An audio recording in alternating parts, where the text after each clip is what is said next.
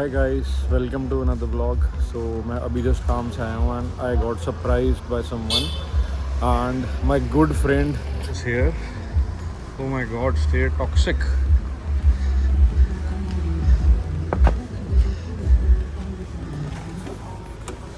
Oh my god, my brother is here to surprise me. ਕੀ ਹਾਲ ਹੈ ਭਾਜੀ? ਵਧੀਆ ਤੁਸੀਂ ਸੁਣਾਓ। ਬਸ ਸਰ ਬਹੁਤ ਵਧੀਆ। ਗੱਡੀ ਦੇ ਪਿੱਛੇ ਸਟੇ ਟੌਕਸਿਕ ਲਿਖਵਾਇਆ, ਕੀ ਗੱਲ? ਇਹ ਹੈ ਵੱਡਾ ਰਾਜ ਹੈ। ਵੱਡਾ ਕੀ ਉਹਦਾ toxic tuning? You running toxic tuning bro? Yes, toxic tuning. Wow guys, आज हम एक्सपीरियंस करेंगे टॉक्सिक ट्यूनिंग को एंड ये गाड़ी सबसे अच्छा टाइम मार रही है 100 to 200 on stage 1 with stock down pipe. इसका टाइम है 15.4 सेकेंड्स एंड दिस इज कितनी चली है गाइस ये गाड़ी? 1,27,300 kilometre guys.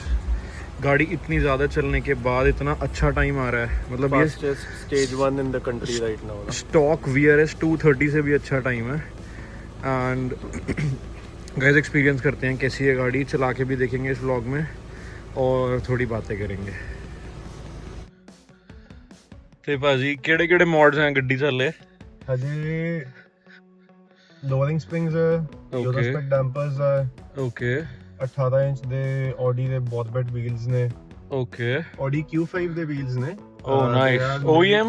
They are OEM made by Bobet. Oh nice. The Bobet, it's a very good brand actually. My main point was could have gone for Lexus, could have gone for any other brand, but main thing ਗੱਡੀ ਮੇਰੀ ਪੰਜਾਬ ਜਾਣੀ ਹੁੰਦੀ ਹੈ। Right. ਉੱਥੇ roads ਆ non ਐਗਜ਼ਿਸਟੈਂਟ। ਭਾਜੀ ਫਿਰ ਵੀ lower ਕਰਾ ਕੇ ਹਾਂ ਕੋਈ ਗੱਲ ਨਹੀਂ।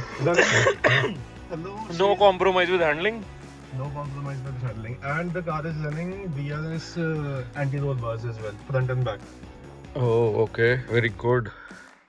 You can call the dampers VRS dampers कह सकते हैं, Eurospec dampers हैं। VRS dampers भी नहीं, this are Sash, right? Sash these are stock replacement Sash with ਕਿਹੜੀ Sash ਕੀ Octavia ਦਾ ਲਿਆ ਨਾ ਤੁਸੀਂ ਜਾਂ VRS ਦਾ ਲਿਆ?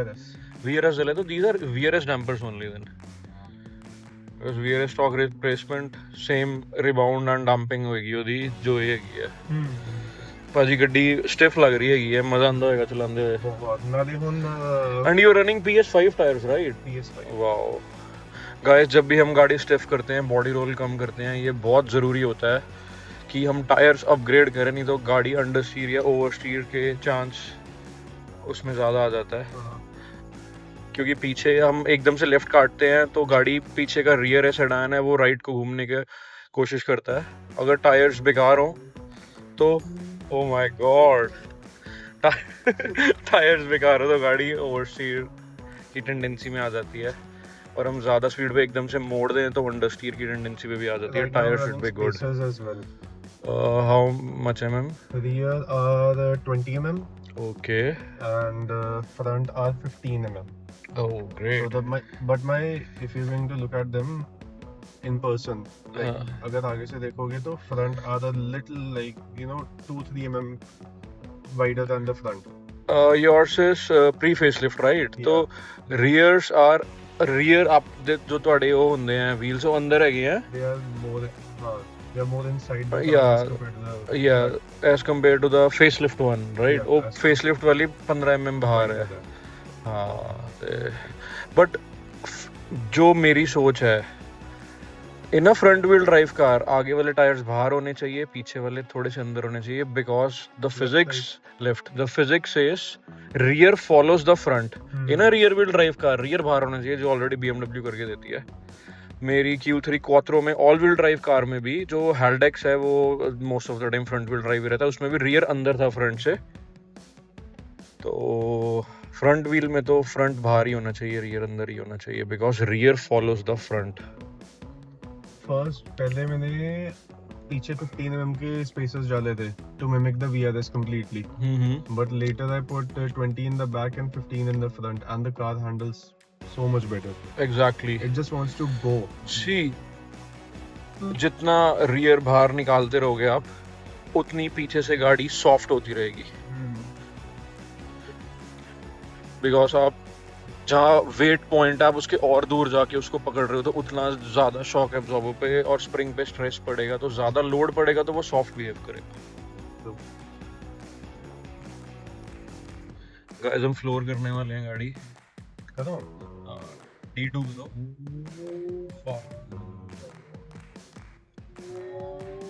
Break this one. यार आराम ਨਾਲ ਚਲਾਓ, ਘਰ ਦੇ ਵੀ ਵਲੌਗ ਦੇਖਦੇ। But it just wants to go. Exactly. I had a VRS guys, मेरे पास VRS थी 230 स्टेज 2 थी, 100 to 200 उसका बहुत अच्छा था, 10.5 seconds Revo 98 on high boost map पे थी। बट ये गाड़ी में बैठ के मुझे VRS की याद आ गई लिटरली। मतलब बहुत अच्छा टॉक है, बहुत अच्छी पुलिंग टेंडेंसी है, तो मज़ा आ गया। और ये स्टॉक VRS से फास्ट है गाड़ी। अच्छा, one more thing in this tune, thermostat जो है, वैसे तो Gen 3 के सारे ट्यून्स में ही होता है, thermostat इलेक्ट्रिक है, so it opens prematurely ताकि आपके ऑयल टेम्प सही रहे। एग्जैक्टली और जो आपका ऑयल कूलिंग फैन वो भी कम टेम्परेचर पे स्टार्ट हो जाता है ताकि गाड़ी हीट ना हो जल्दी। गाइस ये सब चीज़ें होती है एक अच्छे ट्यूनर की, जो वो ट्यून में सेटिंग्स करके देते हैं। अब मेरे TCU में आपकी गाड़ी की लाइफ बहुत अच्छी रहती है। एक जो मेरा मानना है, गाड़ी की लाइफ स्टॉक पे भी वही होती है जो स्टेज 2 पे होती है, बिकॉज हम हार्डवेयर ज़्यादा चेंज नहीं करते एंड इंजन का वेयर एंड टियर भी सिमिलर ही रहता है, कोई फ़र्क नहीं होता guys. So if you are hesitating to tune your car, you should get your car tune. I really wanted to experience this tune. एक बार मैं चला के भी देखूँगा गाइस कि मज़ा आता है, क्या है, कैसी चलती है। एंड निकाल दो गाइस एक और चीज़ मैं आपको बताना चाहता हूँ राज की, दीपिंदर भाजी के साथ ये गाड़ी मैं लेने गया था। हाँ, हम टेस्ट ड्राइव हमने इकट्ठे करी थी और मुझे पसंद आ गई थी ये गाड़ी। मतलब बहुत वैल्यू फॉर मनी डील ली थी हमने। Stupidly good deal, value for money deal थी। एंड आज मुझे सही में अच्छा लग रहा है कि दीपिंदर भाजी ने इतनी मेहनत करी है इस पे, व्हील्स, लोअर, डैम्पर्स एंड सब कुछ। मतलब जो जो आप सोच सकते हो एक कार एंथुजियास्ट की इच्छाएं होती हैं, कि ड्रीम होती है, इनके पास पहले सुपर्ब भी थी, इन्होंने उस पर भी सब कुछ पूरा करा था। But as you know guys, gen 2 engine में पिस्टन रिंग्स की प्रॉब्लम है, वो ऑयल बर्निंग स्टार्ट कर देता है कुछ किलोमीटर्स के बाद, चाहे स्टॉक कार क्यों ना हो। सो थोड़ी प्रॉब्लम थी। My Superb, I think so was the only Gen 2 Superb that had 6-piston brake setup. Exactly. Deepinder भाजी एक और चीज़ पूछ रहे थे मेरे से गाड़ी लेने से पहले कि मैं नई वाली सुपर्ब लूँ या ऑक्टेविया लूँ। मेरे पास ऑक्टेविया थी और मैंने सुपर्ब भी चला रखी थी, सो मैंने एक ही जवाब दिया, जो हैंडलिंग ऑक्टेविया की है, जो स्टिफ चेजिस ऑक्टेविया की है, वो सुपर्ब की नहीं होगी। Superb is made for comfort and जितने आप इसमें शौक पूरे कर सकते हैं ऑक्टेविया में, मतलब anti roll bars and dampers and जो स्टिफनेस आप चेजिस की अटेन कर सकते हैं ऑक्टेविया में, वो सुपर्ब में कभी भी नहीं कर सकते, क्योंकि वो एक बिग कार ही रहेगी। It was a boat यार, जब मैं कभी भी ओवरटेक या कुछ भी करता था ना, I could feel मेरा रियर अलग घूम रहा है। एग्जैक्टली, क्योंकि यार wait, engine weight is here, your tail is very far away, so you have to control the far weight from the In steering. that car ना, when I did a manual swap, मेरी गाड़ी पहले DQ200 थी, so when my multi clutch failed, I was like, you know what, should I replace the multi clutch or should I just go with manual? So उस time पे हमने manual कर ली थी गाड़ी। Yep. तो उस टाइम पे वैसे सुपर्ब जब मेरी थी, सुपर्ब के अंदर फील होता था ऑल व्हील ड्राइव चाहिए, लाइक ऑल व्हील ड्राइव की जरूरत फील होती थी। Exactly, But, because there will be always be wheel spin because it's a too long wheelbase car, right? बस ये ना, भाजी आगे और लेफ्ट ले लो। ठीक है, but ठीक है, my Suburb had a sad ending though. It Yeah. had a very sad ending. Guys मेरे पास भी एक जेन 2 सुपर्ब थी, सिर्फ 30,000 किलोमीटर चली थी एंड उसमें भी सेम प्रॉब्लम थी, मुझे हर 2000 किलोमीटर में आधा लीटर इंजन ऑयल डालना ही पड़ता था। मैंने तो एक बार इसका इंजन रीबिल्ड किया था, wasn't successful, then I swapped the engine again. In 2 years I swapped 3 motors on that car and 2 transmissions. Engine's potential was very good, but engine life was not that good. The Yeah, main also- culprit was piston rings. It was a flawed engine from the get-go. Exactly. So guys, जो Laura petrol super petrol लेने की सोच रहा हो कि सस्ते में गाड़ी मिल जाएगी Don't. एंड मतलब एक जर्मन कार मिल जाएगी बहुत सस्ते में, आप ट्यून करके आप 210 हॉर्स पावर स्टेज 1 अटेन कर सकते हो इजीली, नो प्रॉब्लम, बट उसके गाइस खर्चे बहुत ज़्यादा हैं. Don't get gen 2 EA 888 engine. Unless you have 1 lakh to spare on the engine rebuild. Exactly. As soon as you get the car. Is time guys, if you are like college going or something and if you want to get a budget build, only and only choose car with EA 888 Gen 3 engine. यार Octavia बहुत सस्ती हो गई है अब तो. Yup. बहुत सस्ती हो गई है.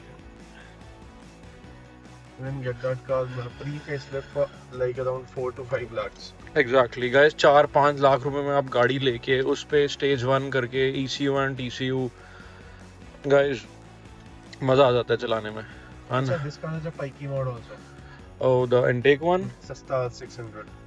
Oh yep, that is also very good mod guys. उसमें क्या होता है, हम जो बेसिकली कार इसमें स्टैंड स्टिल पे इंजन की गर्म हवा लेती है, तो हम उसको बंद करके, सो ये होता है कि हम ट्रैफिक में भी है, गर्मी का टाइम भी है, स्टार्ट स्टॉप ट्रैफिक है, उसमें गाड़ी हवा आगे से ही लेती है, जो कि ठंडी हवा मिलती है, इंजन की गर्म हवा नहीं मिलती गाड़ी को. So more cool air means air has more oxygen and more moisture, so the car will run better इसके अंदर ये है एंड बेटर फ्यूल इकोनॉमी. पीछे एक आपकी ब्लॉक ऑफ प्लेट लग जाती है जो हमारे यूरोस पे ऑक्टीज में आती है, और एग्जैक्टली. साथ में फ्रंट में जैसे ऑक्टी इनटेक लेती है from the left side only, जो हम्म, नॉर्मल कार है बाहर से. एंड फिर जब हम पाइकी मॉड करते हैं उसके अंदर पीछे ब्लॉक ऑफ प्लेट लगा देते हैं, एंड जो राइट साइड पे जो होल्स हैं उन्होंने बंद किए हुए हैं इनटेक के लिए, उनको भी हम कट आउट कर देते हैं.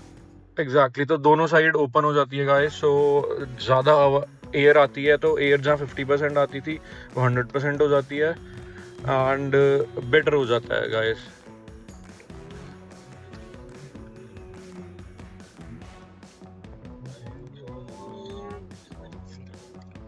अच्छा, एक और मॉड है गाइस इस गाड़ी में, अभी भैया थोड़ी भगा रहे हैं गाड़ी, तो मुझे याद आया इसमें 340 mm VRS की ब्रेक्स भी हैं, जो कि बहुत ज़रूरी है guys if you increase power, because ये गाड़ी अराउंड 180 हॉर्स पावर स्टॉक आती थी एंड ये सीधा स्टेज 1 जाती है 230 240, एंड अगर अच्छा फ्यूल वाला हम ट्यून डालें, like if you can afford 100 Ron petrol all the time, जो कि 150 रुपये लीटर आता है, उसमें ये गाड़ी 245 हॉर्स पावर तक भी जा सकती है. जस्ट स्टेज 1 गाइस, स्टेज 2 करेंगे तो मजा आ जाता है guys, throttle response and everything, get a DV, this engine is a GeM.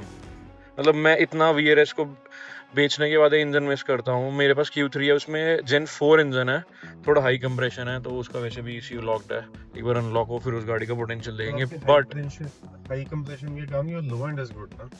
my low end is good, yep, my low end is also good, and my turbo is also bigger than IS12, because ਜਦ ਮੇਰੇ turbo ਉਤਰਿਆ ਸੀ ਨਾ, ਜਦ LM440 fit ਕੀਤਾ ਸੀ, ਤੇ ਮੈਂ ਦੇਖਿਆ ਸੀ ਮੈਂ ਦ ਫਿਨਸ ਡੁਅਲ ਫਿਨਸ ਹੈ, ਤਾਂ ਥੋੜਾ ਜਿਹਾ ਲਾਈਕ ਹਾਈਬ੍ਰਿਡ ਪੋਟੈਂਸ਼ੀਅਲ ਵਾਲੇ ਫਿਨਸ ਹੈਗੇ ਸੀ ਉਹ 'ਚ.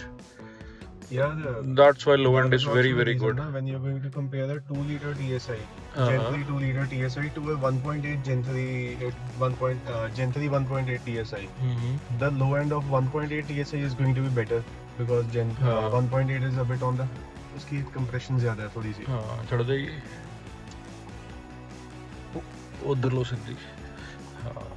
ट्राइपॉड हो जाता है यार, मजा आता है बड़ा. I miss this guys, lower car में ये होता है, ऐसे आप टेढ़ी करके काटते हो, 3 टायर्स पे गाड़ी खड़ी हो जाती है. अच्छा अमनदीप भैया की नॉलेज इज एक्सटेंसिव. जब मैं अपनी सबर्ब बिल्ड कर रहा था, आई वाज गोइंग की सॉरी यार, बीप करना पड़ेगा भाई, बीप कर देना यार. तो उस टाइम पे आई वाज लाइक सबसे बड़ी ब्रेक क्या है, ब्रेम्बो की 18Z 350 mm rotor 6 piston like डालो. But अब then I later got to learn about things कि यार अच्छा वेट रिडक्शन नाम की भी चीज होती है, क्योंकि सुबर्ब में तो मैंने कभी इस चीज के बारे में सोचा ही नहीं, क्योंकि ऑलरेडी इतनी भारी गाड़ी है, और मेरी गाड़ी पंजाब में चलती है, तो क्या ही फर्क पड़ता है टाइमिंग मारने का कुछ भी. फिर जब मैंने ऑक्टेविया उठाई देन आई आस्क्ड मनदीप कि भैया should I go again for the Brembo 18Z और should I go for the VRS brake setup. Then इन्होंने मुझे बोला कि एक तो देखो 18Z caliper is a very heavy caliper. It's a good 15 to 17 kg. नहीं, Yes, unsprung mass. हाँ, unsprung mass on each side. That is a very heavy caliper. Moreover, the brake difference is, yes, braking is better on the 18Z, no doubt, but it is not that big of a difference as compared to a VRS brake guys मैं setup. बता देता हूँ 18Z callipers की जो भैया बात कर रहे हैं वो पोर्शा में आते हैं. मैं बस फोटो होगी दिखाऊं क्या? ओह वाओ गाइस, ये थी देवेंद्र भैया का एक पेज भी है by the name of slow TSI. If you want to follow, do check his journey in building Superb and Octavia. See guys, the size of the brakes. ये Porsche में आती थी, Porsche Porsche tire. Cayenne में आती थी ये. I've done everything. POV, turbo inlet pipes, ये वो, everything on the Superb. Sad ending to the car. It's okay, you got an upgrade, right? आपको पीछे केड़े 4 बंदे लिटाने हैं.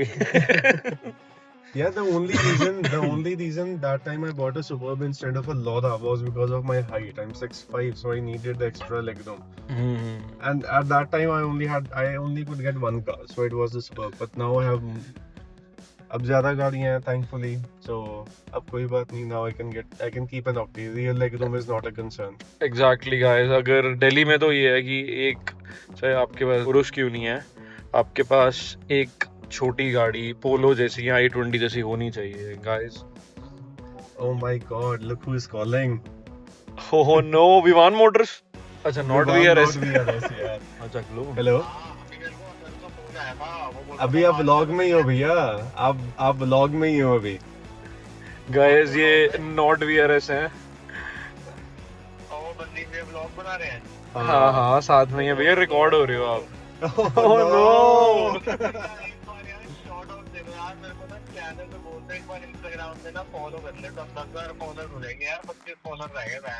कोई बात नहीं भैया, आपके 25 फॉलोअर्स मैं बढ़वा देता हूँ. अभी इसी व्लॉग के अंदर 2 फास्टेस्ट 1.8 है. वही अभी भैया किस गाड़ी में है अभी? मैं अपनी ऑक्टेविया में ही हूँ. हाँ तो फिर मार्क्स मिल लेते हैं ना. अभी अपन भी बोल रहा है, वो मार्क्स के लिए बोल रहा था. तो तीनों फास्टेस्ट 1.8 आ जाएगी. तो मतलब एक टाइम पे एक फास्टेस्ट थी, एक टाइम पे एक थी और एक टाइम पे एक और. हाँ चलो, वही हम छोटी खुशियों में चीजों में खुश हो रहे थे. आप चलोगे, आपको पता नहीं, आपको जाना पड़ेगा. वापसी छोड़ दोगे? हाँ छोड़ दूंगा. Are you sure? हाँ. One eternity later. 18 इंचेस के व्हील्स Q5 के OEM व्हील्स है जो कि बहुत अच्छे लग रहे हैं. अभी भैया ने इनको पेंट भी कराया है, ब्रॉन्ज, ग्लॉसी ब्रॉन्ज शेड में पेंट कराया है. एंड गाड़ी गाइस स्टांस चेक कर सकते हैं आप, लोअर है, बहुत अच्छी लग रही है. रोड प्रेजेंस बहुत ही अच्छी लग रही है गाड़ी की 18 इंचेस व्हील्स के साथ. और गाइस देखते हैं गाड़ी चलने में कैसी है. Safety first, seat belt first. Guys, this is 1.8 TSI Octavia and इसमें DQ200 आता है, डुअल क्लच गियरबॉक्स. जो DQ200 वर्टस, स्लाविया, कुशाक और टाइगन में आता है 1.5 TSI के साथ. वो वाला DQ200 नहीं है, इसकी शिफ्टिंग उससे बहुत फास्ट है. एंड इस गाड़ी में गाइस टॉक्सिक ट्यूनिंग का ट्यून हो रखा है, तो इसमें ECU ट्यून और TCU ट्यून दोनों हो रखे हैं. तो TCU की शिफ्टिंग बहुत ही फास्ट है. Stage 3 TCU, stage 2 TCU and stage 1 ECU tune. Yes. And इसकी पावर फिगर्स क्या है? स्टॉक 180 आती है एंड टॉर्क आता है 250 Nm जो कि रिस्ट्रिक्टेड होता है DQ200 की वजह से. सो अब इसकी पावर फिगर्स क्या है? They say it's 230 and around 320-330 Nm torque. 320-330 Nm, right? But somehow it is Actually the turbos in the stock condition, the turbo can pump up more. जो 250 Nm रिस्ट्रिक्शन है वो सिर्फ और सिर्फ हमारी DSG की. गाइस मैं इसको फ्लोर करता हूँ एक बार.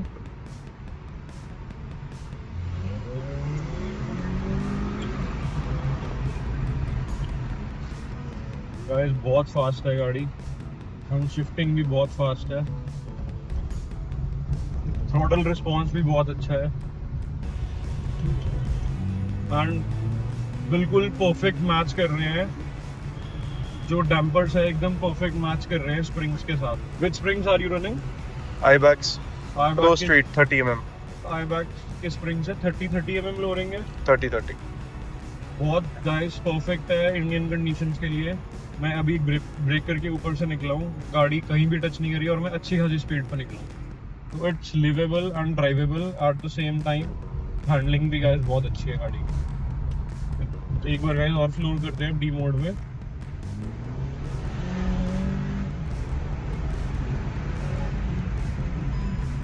गाइस मजा आ रहा है चला के, मतलब स्टॉक और इसमें एक अलग गाड़ी का ही फर्क है। ऐसा आपको लगेगा ही नहीं कि आप स्टॉक गाड़ी चला रहे हो, मतलब बहुत फास्ट है।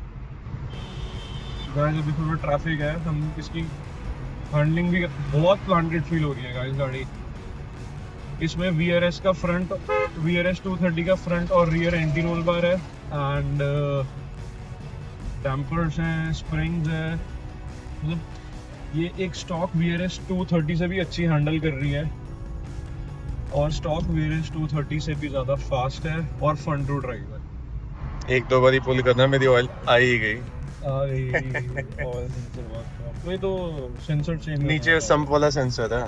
हाँ अभी 200-300 किलोमीटर में सर्विस आ जाएगी कार की, हाँ। तब मैं एक ही बार करूंगा।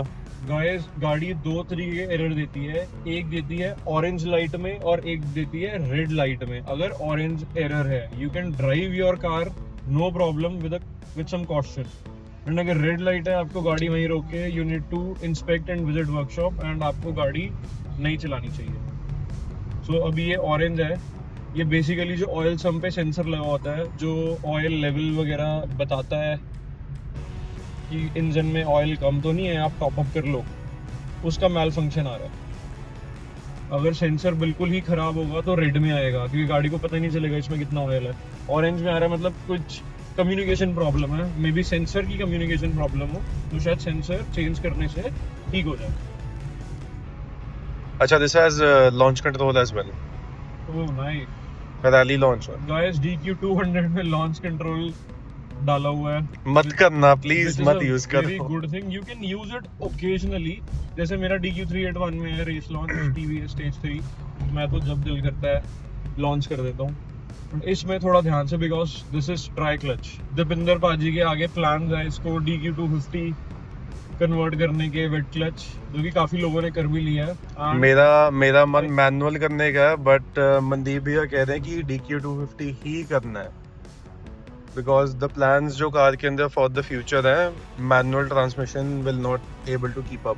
गाइस एक बार और फुल करके देखते हैं।